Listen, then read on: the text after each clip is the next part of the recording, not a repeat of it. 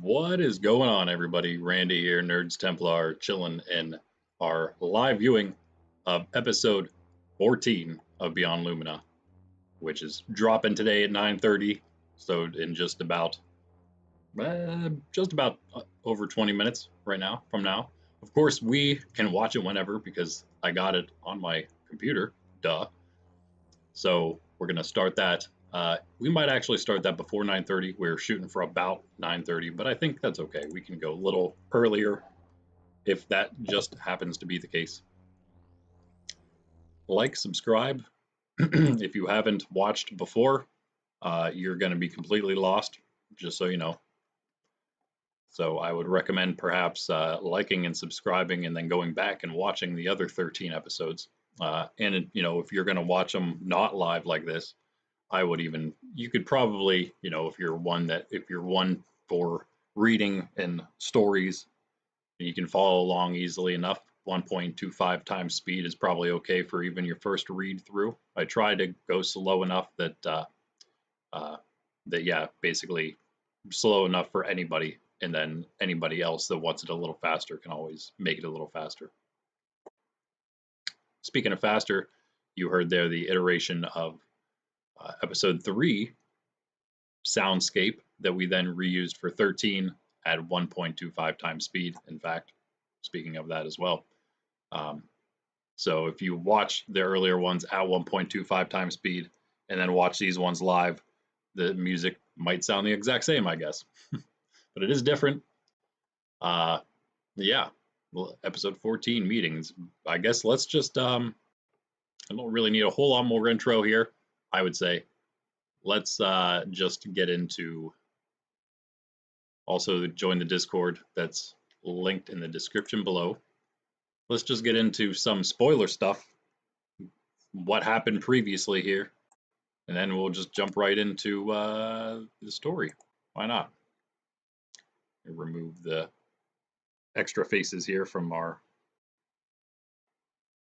stream start. Oh, there you I have to rename that new one you saw there, one of the newer characters. Don't really need to have that, but it fits over there, so why not? And spoilers, of course. Time for some spoilers. Aezic Zin, Lieutenant, wanted Lieutenant of the Free World Alliance and the Ascendancy. He's wanted by both of them. He's of the Free World Alliance. His dark blue gives that away, along with Vala, Zario, and a bunch of others from the world known as Kostia. Now you also saw more. Actually, all 5 characters you saw on the beginning screen there are currently on their photogloss, and the other one being Artis. All 5 of them on the pre-space planet of Inagon, crashed there with other Kostians, which is where Artis and Photogloss are from. And they were captured, taken prisoner by Officer Drop and his subordinates and others. And then that is Aezic, Vala, and Zario, posed as pirates, captured the ship. They were then attacked, but escaped in the escape pod along with the Ascendancy soldiers they had taken the ship from. Had to crash land on Inagon, this pre-space planet, which is a major crime. And so they are there. They went through a series of episodes of, unconsciousness as they crashed into the planet, and then were attacked. Again, they were attacked when they were coming to the planet by an Aetherium spiked weapon, shot into their escape pod. And then once they were on planet, some people threw in some kind of poisonous thing and rendered them unconscious again. Aezic and Vala were taken hostage. Turned out that it was the natives of Inagon. And Aezic met with their leader, as did Vala. They were taken to their leader, and he introduced himself pretty much because lo and behold, the leader could speak perfectly good common, maybe even better than me.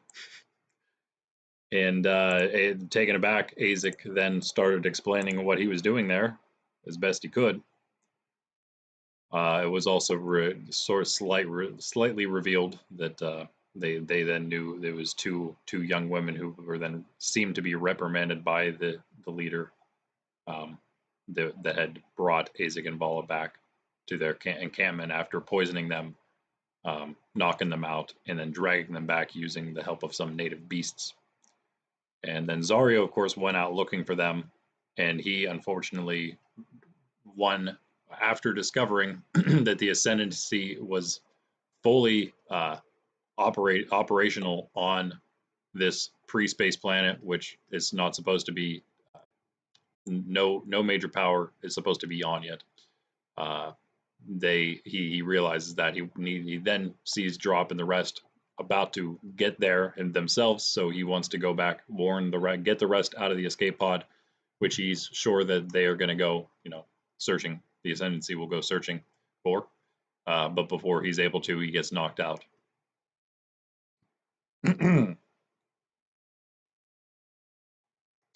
Also, we had toward the end of the episode, the halfway point, I suppose. I'm looking at it now as I recap for you. Drop and the rest did make it back. They were going to then send out troops looking, searching, going to get the prisoners from the escape pod, because again, they have Glaus. They have the other Kostians because they were looking for Glaus and the Outlanders, which were Aezic and the others, when they were on Kostia, and because they weren't cooperating, Glaus namely wasn't cooperating with Drop's demands, they took random Kostians like Artis here, and then eventually then also took Glaus before. So they're really mainly concerned about Glaus and teaching him a lesson, or him getting whatever punishment the high leaders decide, or the high masters decide to dole out to him, the leaders of the Ascendancy, the highest leaders.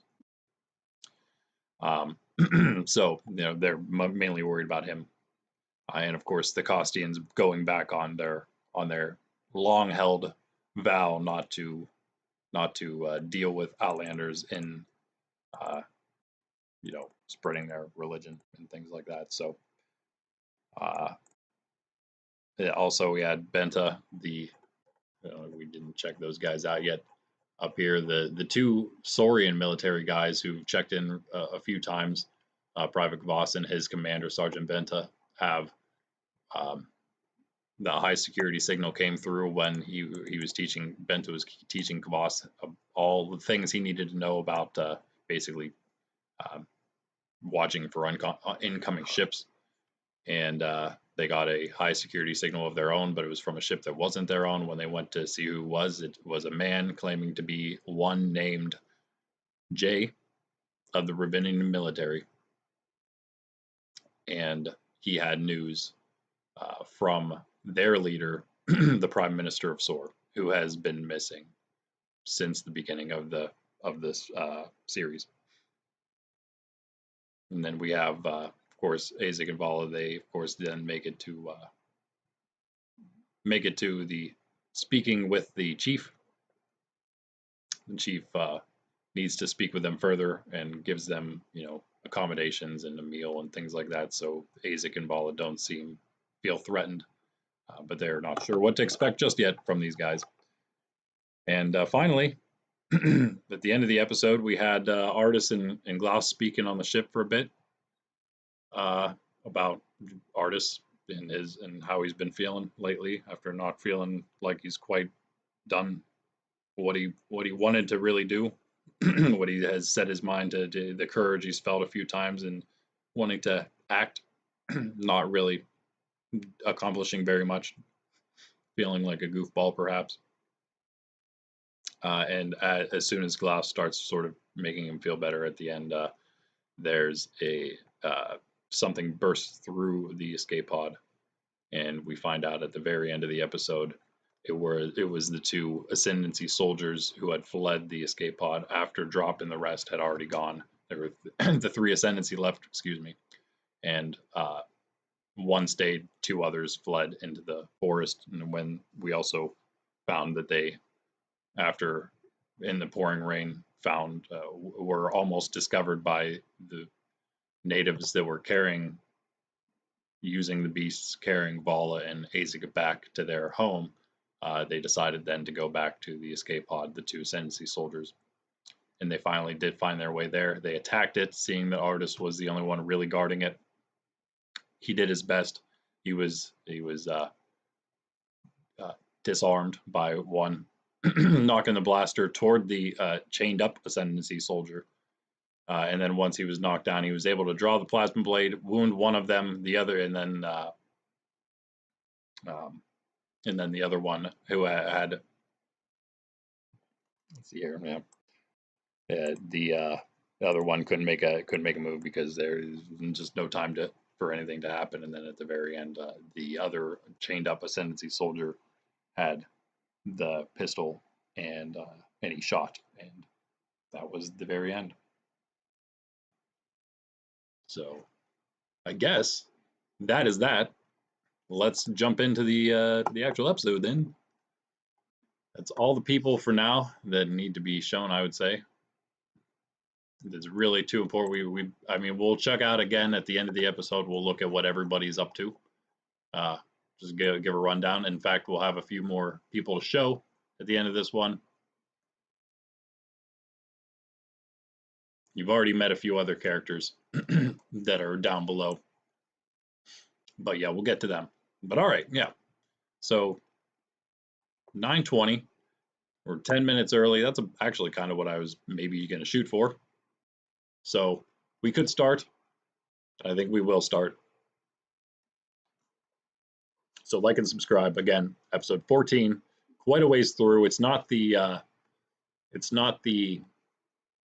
simplest of stories to just it's not something you're just going to sit down and let tell itself to you, really, unless you're going to watch, unless you're going to listen through it the whole way, maybe twice, maybe just once, but probably twice or three times if you're just going to actually start grasping everything that's going on.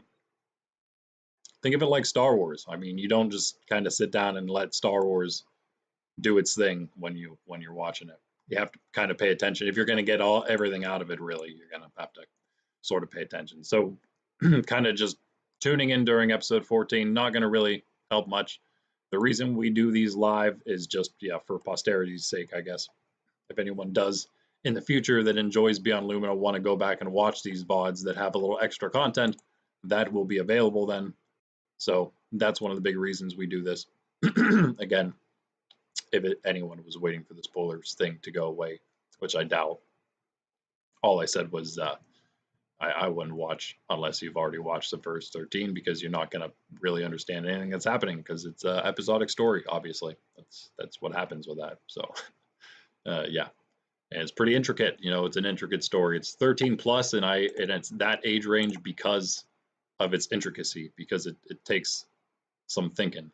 If you're an adult, then it takes less, obviously. But for a kid under 13, it may be tough to get everything. You probably get enough out of it, I would say, still, though, if you're a little younger than that. Yeah. So without further ado, let's get into it. This is episode 14 of Beyond Lumina. Get a little louder, maybe. There we go. Here we go.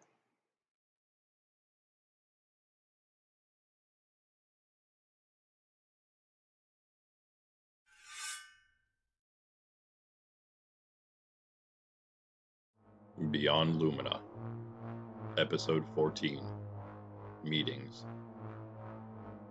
Excuse me, High Leader Drop. The Ascendancy leader once more approached Drop after discussing the situation with his commander, who then sent out a party to find the other occupants of the crashed escape pod. You again, Drop snarled.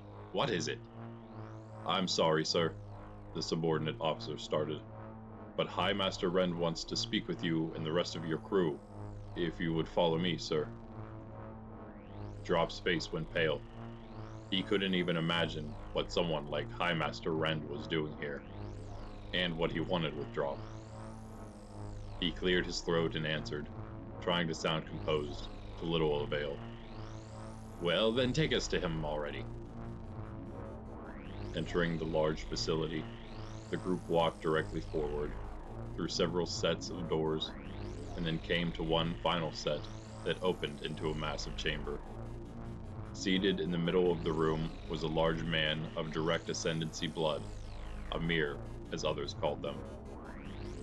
The other leader quickly exited and left Drop and his subordinates to High Master Rend, one of the top leaders of the entire royal ascendancy. Only one of pure mere blood could attain the rank of High Master in the royal ascendancy. Drop himself was a mere, but he was only about 2/3 mere, and so while he was held in high regard by the non-mere races of the ascendancy, he was looked down upon by those of more pure blood, especially someone like a High Master. High Officer Drop, Rend's deep voice boomed through the cavernous hall, sending a primordial fear through each of the ascendancy soldiers in his presence. What are you doing here, on this pre-space age planet? You have done the unthinkable. Drop somehow found the strength to answer. Hi, Master, he stammered. Please, we were only following orders when our ship was hijacked by those pirates. Forgive me for not being able to fend them off.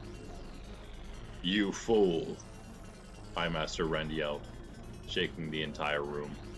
Not only have you come here, you have led enemies here who now know of our secret. I don't care about your excuses nor your orders. None of you can be allowed to live. I will remove the stain of such useless liabilities from the face of the Ascendancy.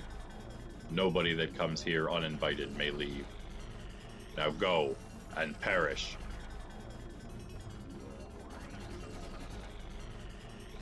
Zario woke up, bound hand and foot by Aetherium cuffs.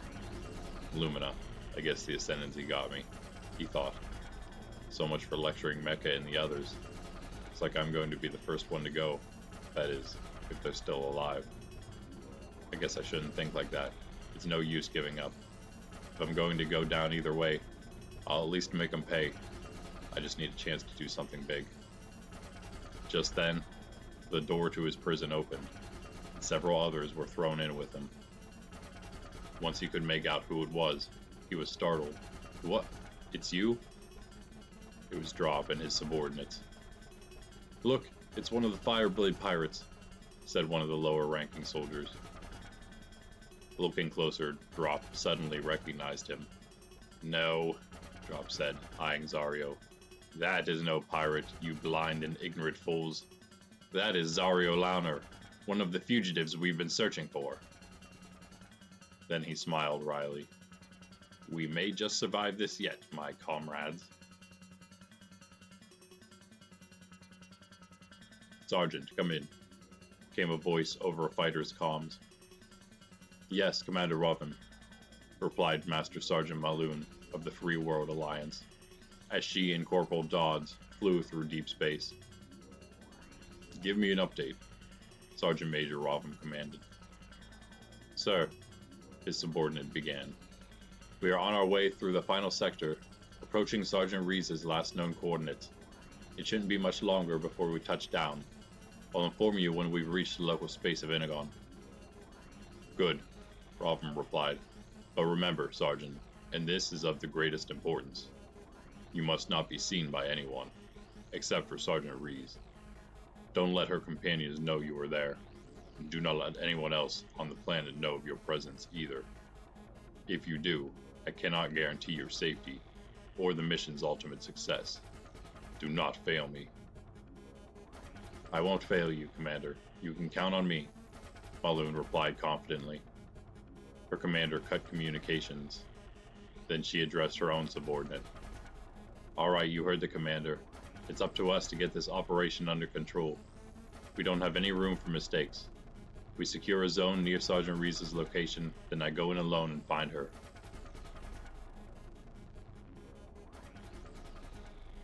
The plasma blaster shot rang out in the small escape pod, temporarily deafening everyone within.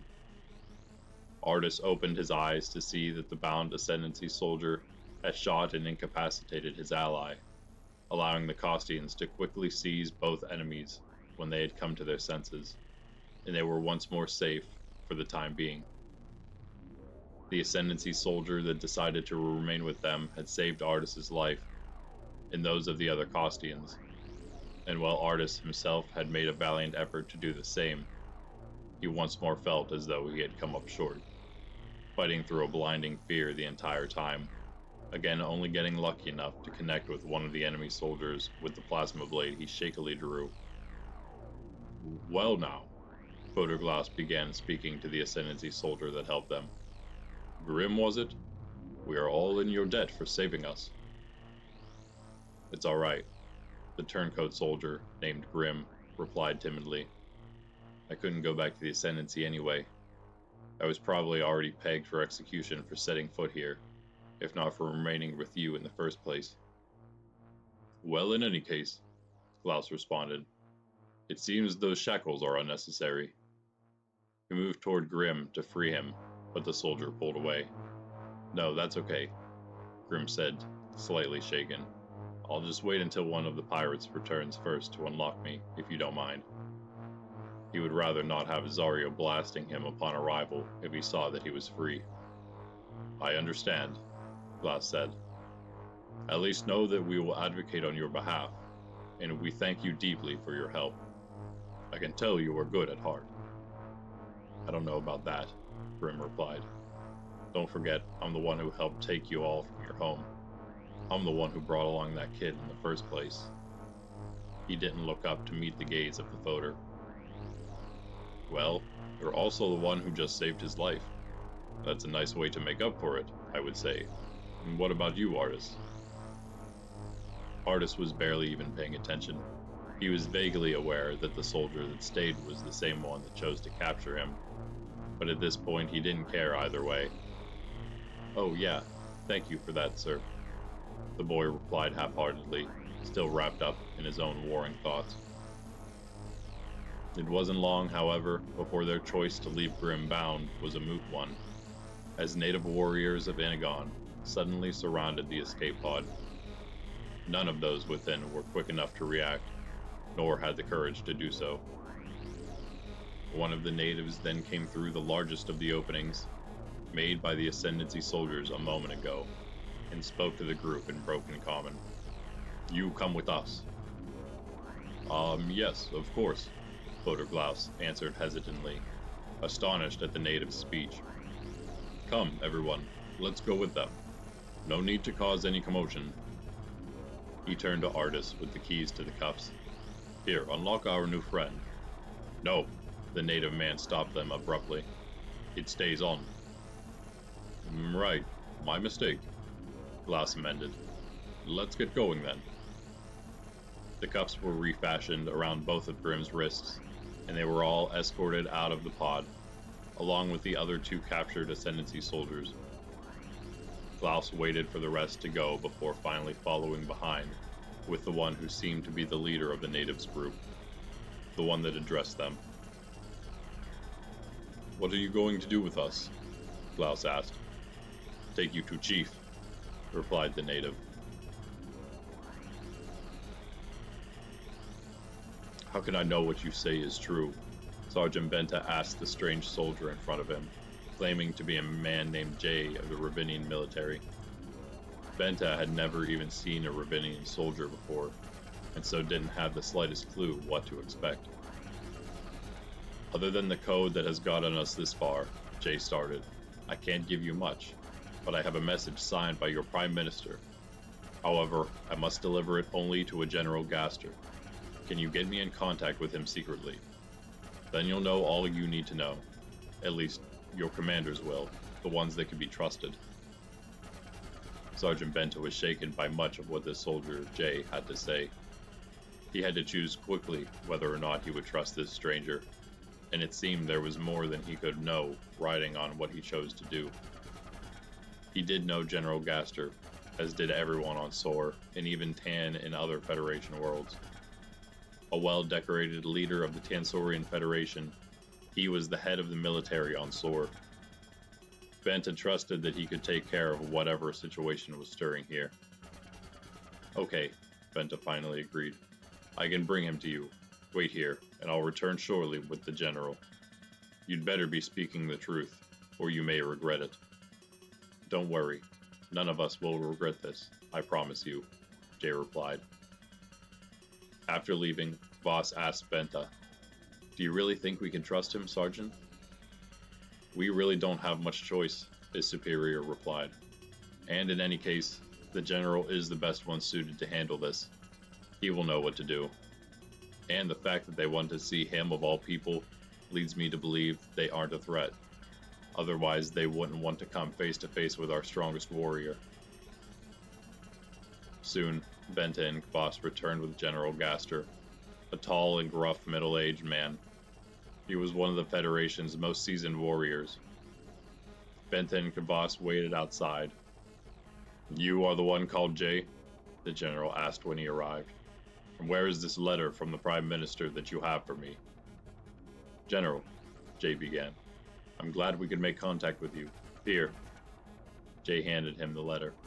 I think this will explain everything you need to know for now. Gaster took the letter while still sizing up Jay, then immediately tore open the Prime Minister's seal and beheld his signature at the bottom. There was no question it was from the Prime Minister. He read the letter, which was not very long, but he had to read it twice over because it was so shocking. I cannot believe it, yet the Prime Minister himself has said it, the general finally responded. I know, Jay replied. Nobody could have been prepared for something like this, but I suspect you will follow your leader's orders. Of course, General Gaster didn't hesitate to answer. When do we leave? As soon as you and a crew you trust can be ready, Jay said. Be sure nobody else knows what's going on. In fact, I wouldn't tell the crew you bring along all the details either, just what they need to know. When he left the room, Gaster stopped and stared a moment at Sergeant Benta and Private Kvas, still standing outside the doorway. You two, he finally said. You're coming along with me to see the Prime Minister.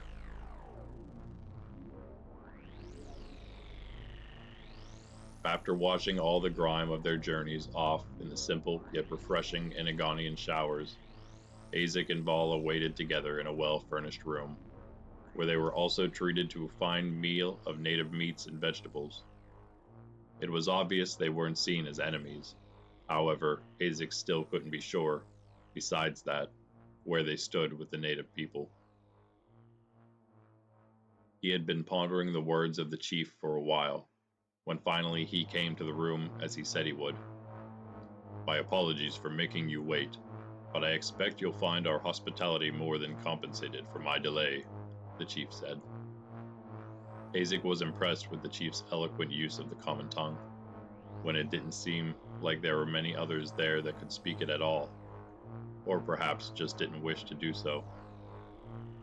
It was no problem, and yes, thank you for everything you've provided. It's been a while since we've had such a comfortable place to rest. I'm glad to hear it, the chief replied. I have not come just for idle chat, however. I must know more about who you and your companions are, where you come from, and what you're now doing here on my world. Of course, Aezic answered. You seem to be aware enough of things outside your world that it won't hurt to tell you anything. Have you heard of the Free World Alliance? I have not, the chief replied. Nor have I heard of the three major powers you mentioned earlier. Who are these powers, and why has yours come here? Unfortunately, there is a lot to explain, so please bear with me, Aezic started. He told the chief, named Oshu, that he was an ex-military officer who was betrayed by the Alliance, and then after fleeing Alliance space, another of the three powers, the Royal Ascendancy, pursued them, and they eventually found themselves crash-landed on Inagon. He told the chief everything he thought he needed to know if the Inagonians were truly a people untainted by the major powers' influence. The chief sat and thought for a moment, then said, There is one thing I do not understand. Where is the supreme order in all of this? If they are not one of these three major powers, then what are they? I have never heard of something called the Supreme Order, Aezic answered, feeling some concern. That was the same question he himself had been asking since their first meeting. What do you know of this order? The Supreme Order, the chief began, are the ones who first came from the outer worlds to ours, and they are the only ones we have known. They came nearly 2 cycles ago, and have taken the large island near here as their own. In fact, it is the coast of one of the largest continents in our world. They've completely changed the landscape in that short time, digging vast tunnels through the mountains found there.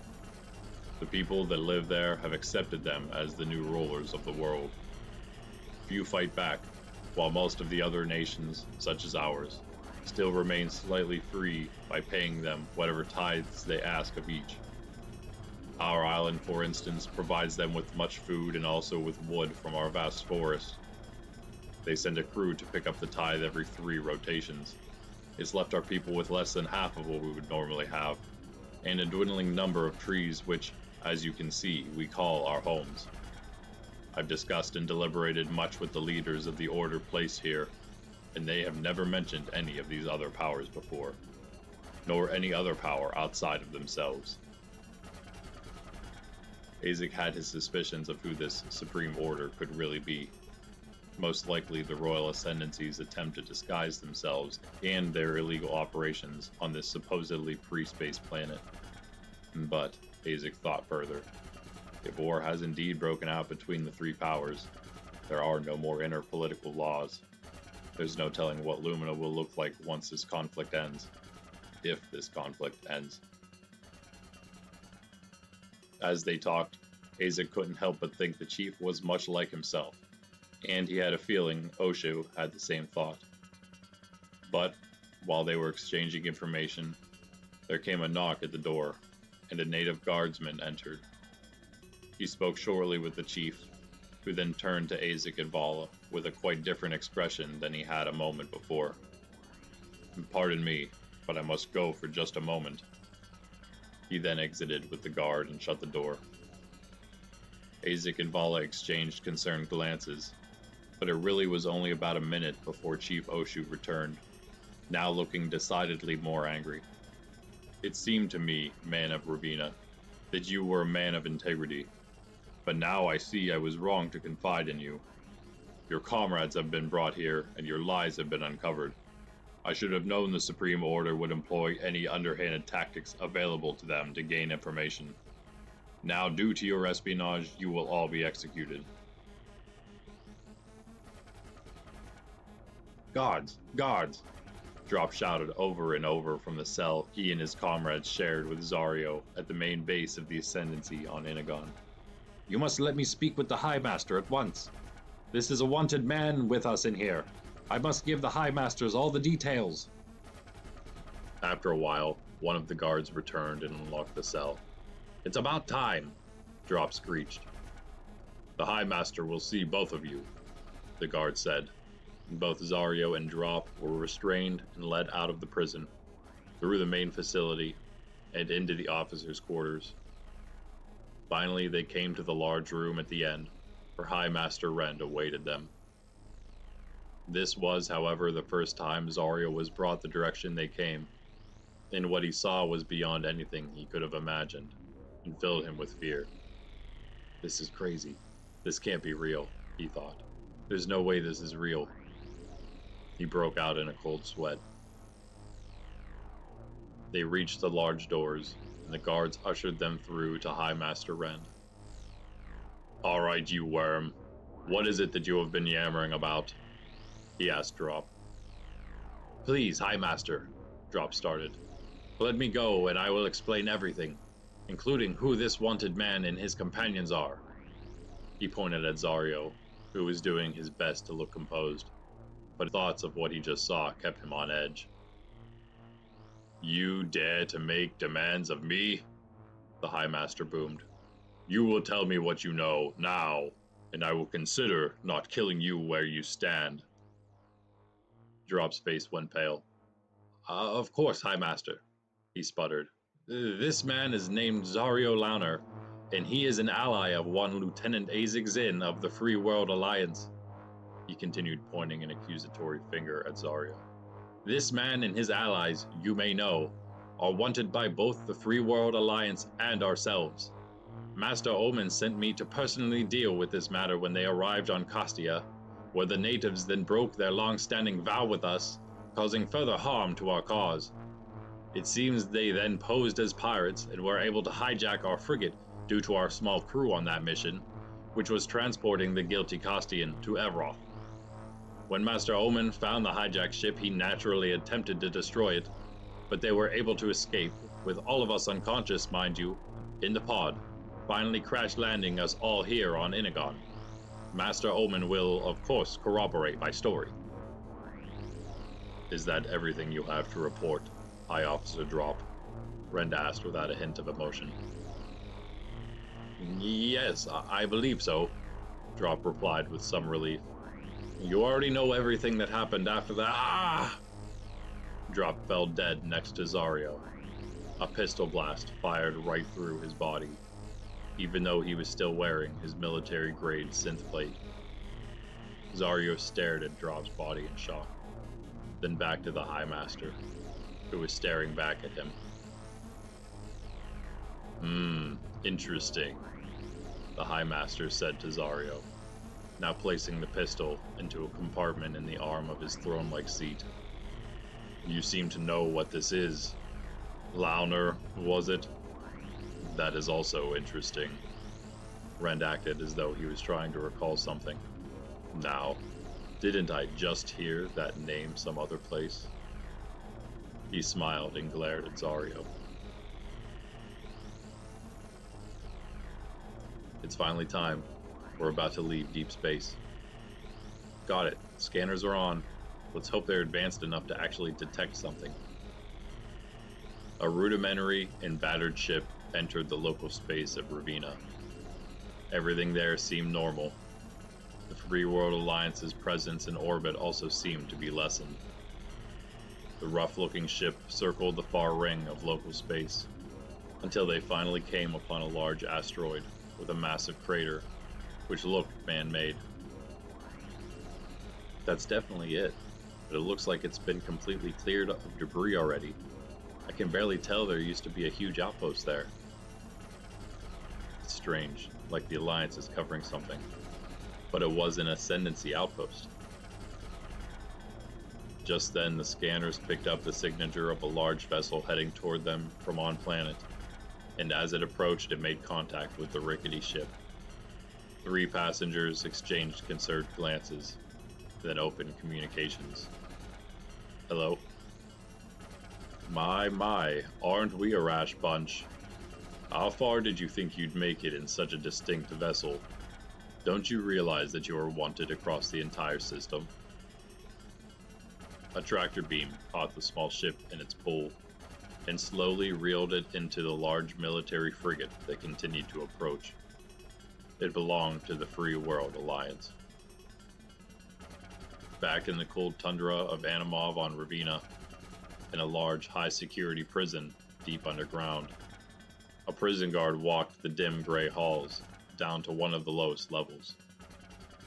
There he eventually stopped, outside of an occupied cell, and grinned. I just heard the most interesting bit of news, the guard jeered at the prisoner, who glared back at the guard. We just managed to capture more of your rebels from Dalsine, coming back to rescue their friend, it seems.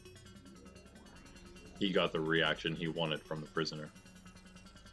You're lying, the man said. There's no way they'd be stupid enough to do that. What do you hope to get by making up such garbage? Oh, it's true, the jailer replied with a chuckle.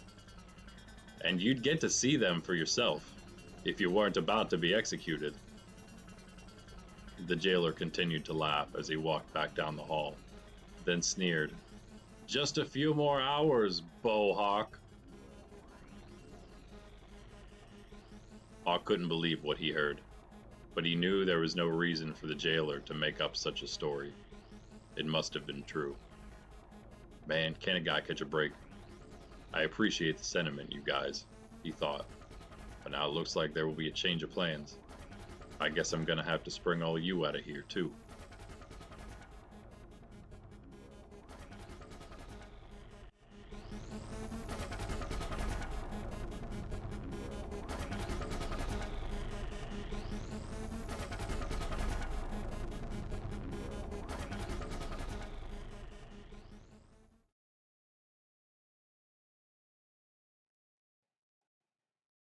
Bam. Episode 14. In the books, at least live. And by this point, also regularly. All right. Let's get this out of here. So, some stuff happened. And finally, as stories are wont to do, we're at the point now where more and more is getting revealed slightly. You could say it well, you could say revealed, or more questions are starting to be asked or coming toward fruition.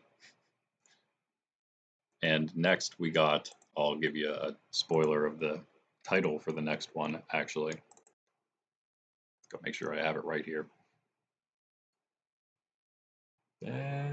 Yeah, I thought so. Yeah, so we had meetings this time. Next episode 15 is titled Revelations. So we'll let that be a bit of a teaser for next time.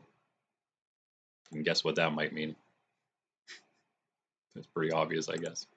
So yeah, we have, of course, Aezic and Vala talking to the chief of the Inagonians, and they seem to be getting along well enough, telling each other about things until the rest of the I guess crash victims arrive in the native city, and the chief realizes who some of his companions are and seems to have a big turn for and how he feels about them. Zario, of course, as we heard then near the end, he was captured by the Ascendancy, taken to that facility on the other side of the strait there between the island and the main continent, and he then finds himself imprisoned with eventually the people that they took the ship from, right? Drop, Crag, Nail, the other ones as well, the other 3 soldiers that were with them. There were 6 of them total that left the escape pod initially. And then finally, that's the first time Drop gets a look at any of the Fireblade pirates and realizes that all his subordinates, the other officers, were also incapacitated. So it was really just the low-ranking soldiers who saw them and didn't realize that it was, in fact, Aezic, Vala, and Zario posing as the pirates. So that's where all of those people were. And at the end of the last episode, we had at the end there the standoff with the chained up Ascendancy soldier about to shoot in fact did shoot the plasma pistol, that is. And we find out in this episode that he did in fact shoot his own Ascendancy ally, thus further entrenching his traitorous status. Although he didn't really commit treason up to that point, he just didn't decide to run into the wilderness with them when the other 2 soldiers left. But he did decide then to save Artis and the rest of the Costians, because of course if he didn't do that, they would have all been killed or just recaptured or whatever. So he did decide to do that, and that was of course Grim, one of our new characters here, shown in picture form. And again, just to say, these are all AI generated images, probably generated about at least 30 images for everybody, just trying to make sure I had enough that I could get one that was good enough, really. Some of them are a little better than others. Grim turned out pretty well here, I would say, all things considered. But that's him. And he, of course, again, he mentioned he was the one that took Artis for whenever all the soldiers were taking one of the Kostian citizens. He was the one that took the boy, took Artis, and that's of course. Then he decided to sort of repay that by saving him there, by not shooting him, I should say. Uh, so that's him. That's where that all stood. And who else we got here? Scroll back up. We're just going to go through where everybody is right now, and then we finally had another glimpse at where Valanth and Mecca and Argyle made their way back on the Albion ship to Ravina, and were immediately immediately captured, basically trying to be sneaky, not nearly sneaky enough in their very notorious ship, and they're taken prisoner, just like we then find out also the first time we hear from at all since he was lost in episode 3, Hawk, who was in fact alive but taken prisoner, as the rest kind of suspected he may have been. He was indeed taken prisoner, and that was of course him at the end that was getting jeered at, mocked by the jailer who had just found out about Mecca and the rest, Mecca, Argyle, and Valanth coming there and getting captured themselves. Again, all of them being friends and a crew together with Zario as their leader. So that's where they are. Filony and Usion still back in Kostia. We will hear from them actually next episode. We also heard from Ravim and Master Sergeant Maloon there, his subordinate. Maloon on her way to find secretly, covertly meet up with Vala, who is in fact still on mission, technically, from her, again, her commander as well, Ravim here, to track Aezic. Still doing that technically, and Maloon is going to make sure that everything is going well because they haven't heard from her since basically episode 5 or so. I think it was episode 5. They haven't heard from her since Aezic's official wanted posting went out. I believe that was episode at the end of 5, maybe the beginning of 6, perhaps, because she did contact Ravim right before.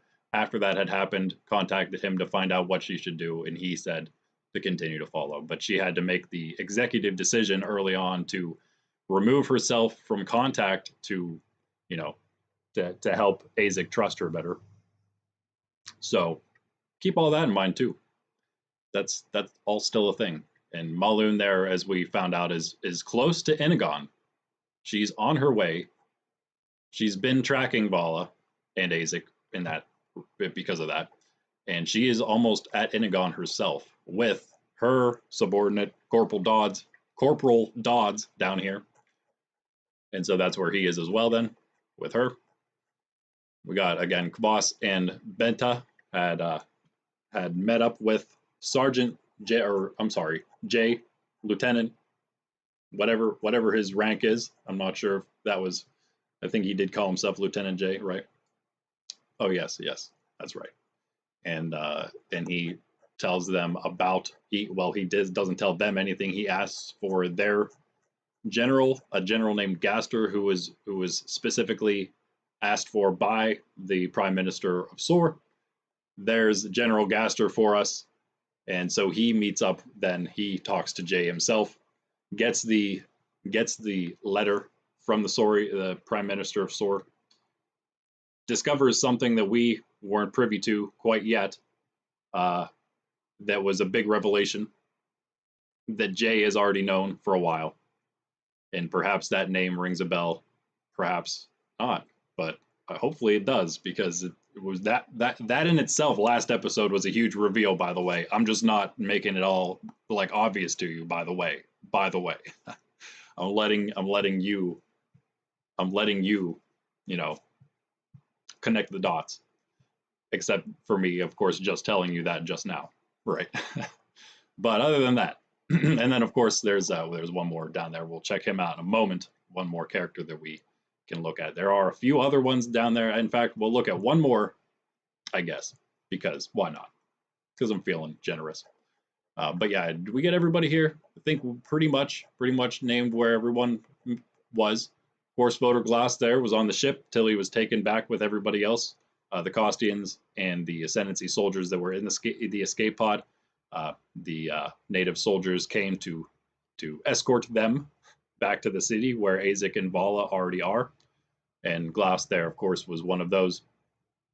Boder Blem, Sadr Talarans, Abu Abila, they're all back on Kostia. Some of the religious figures there that were met on Kostia back in like episode 8 and 9, I believe, was when they were there. And again, drop has been dropped if you missed that part. So there's that. Still got Crag and Nail imprisoned.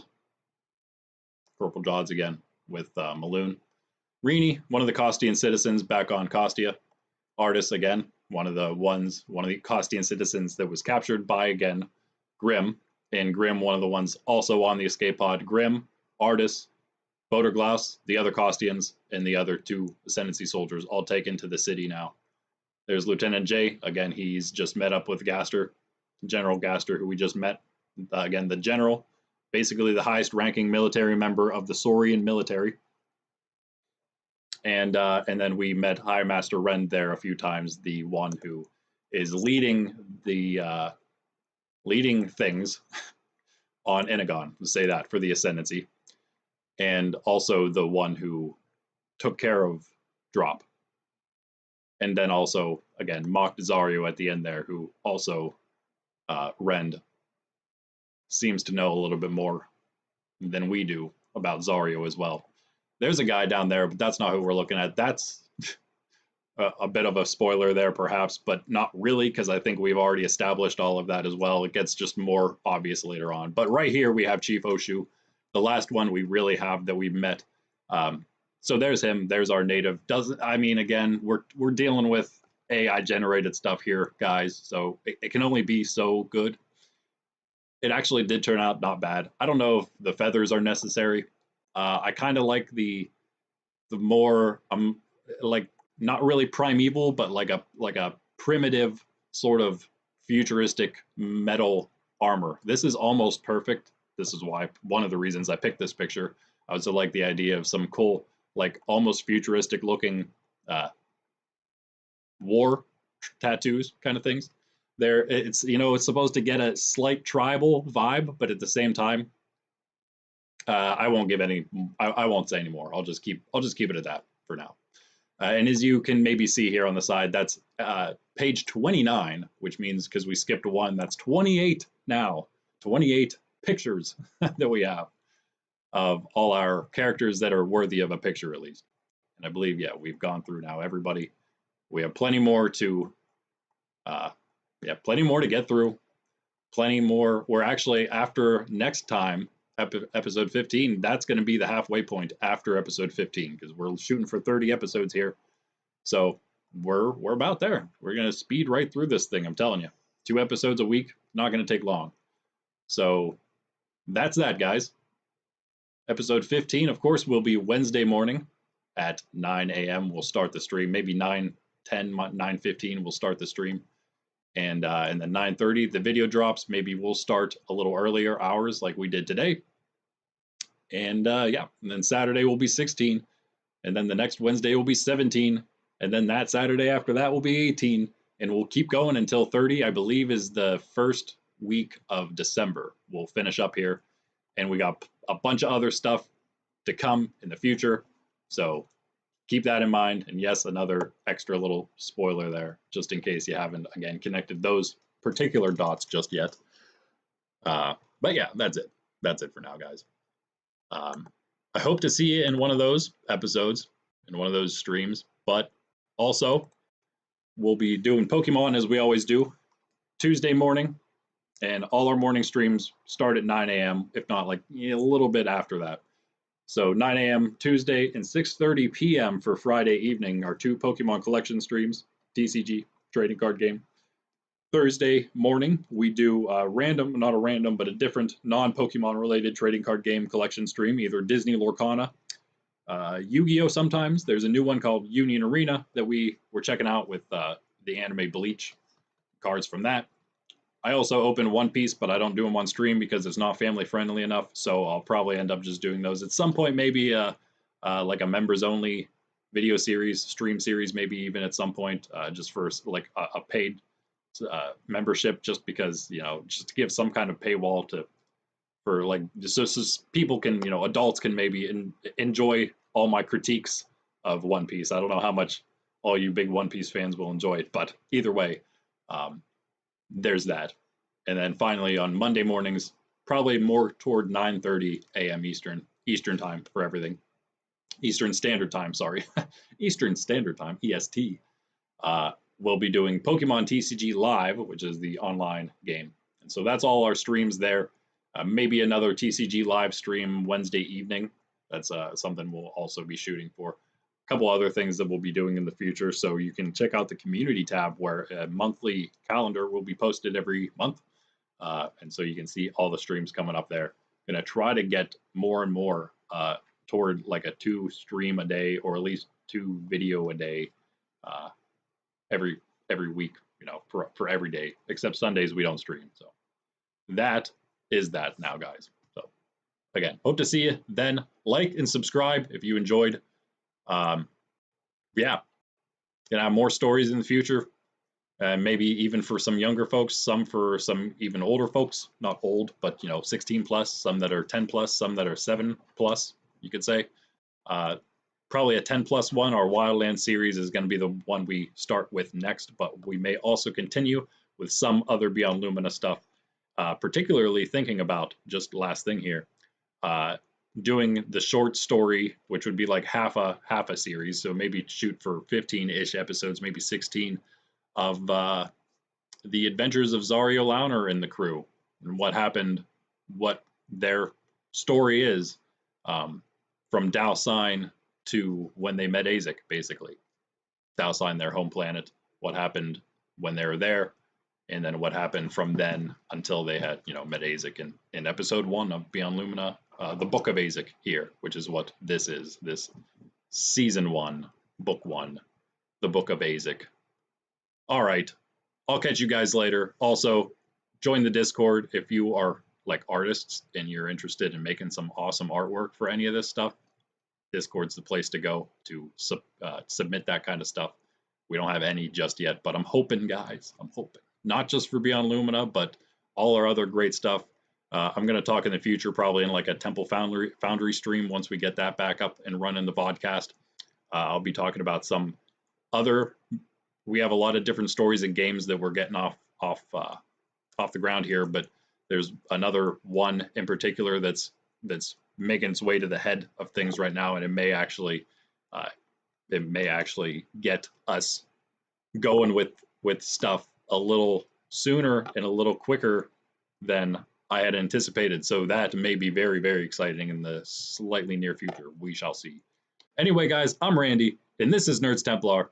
Thanks for chilling again. I will catch you in one of the next ones. Next episode of this is Wednesday morning, 9 a.m. You can catch me here, 9:30 a.m. Eastern Standard Time. The video will drop. Peace out. Have a blessed Sunday. Later.